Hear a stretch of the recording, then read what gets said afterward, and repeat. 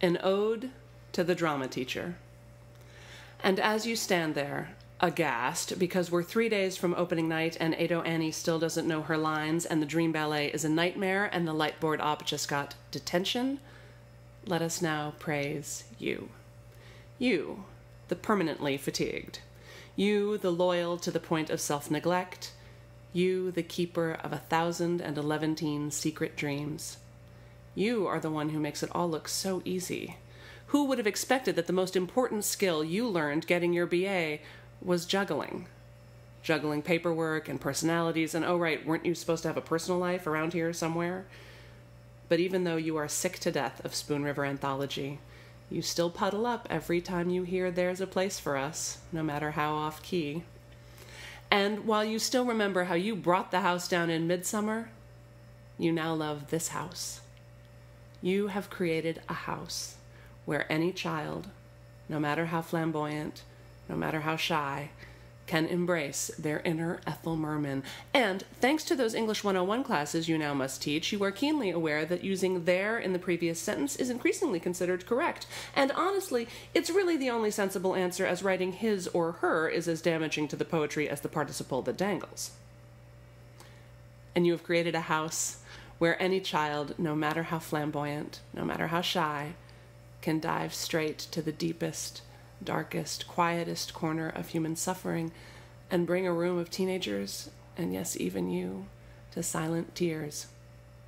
You have made a home for the misunderstood, a family for the misfit, and a safe spot to land no matter how bad the midterms are. Because despite all the budget cuts and the paperwork and the meetings about the meetings to schedule the meeting and the truancies and the parents and, oh dear God, the parents, and did we mention the paperwork? Nothing on this green earth compares to watching a group of kids learn the true meaning of ensemble. And nothing compares to the pure joy of watching the ones whom you knew would eventually get it, finally really get it. And nothing, nothing, nothing compares to the confidences shared in low tones as they seek you out in your office, the choir room, the front seat of the van on the way home from Fullerton. You aren't teaching drama. You are teaching life, which we all know is a comedy. A Chekhovian comedy, but a comedy nonetheless. And you aren't teaching choreography, you are teaching them to dance, and you aren't teaching them how to be a character. You are teaching them how to be themselves. So here's to you, making room for art in a world that seems to have no room for art.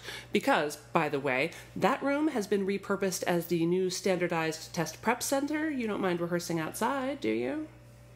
And here's to you, scrounging around for new shows that somehow match the sets you already have, because some genius on the school board has recently announced that not only can you not perform Huckleberry Finn or Ennui's Antigone, probably because he couldn't pronounce it, and given the flap over the scene from M. Butterfly last year, I guess March of the Falsettos and the Vagina monologues are out of the question for the spring.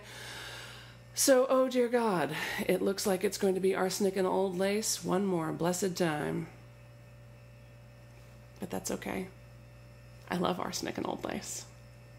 So here's to you, making room for another coffee mug with those damn masks on them, making room in the chorus for just one more, and making room for each and every child to be a star.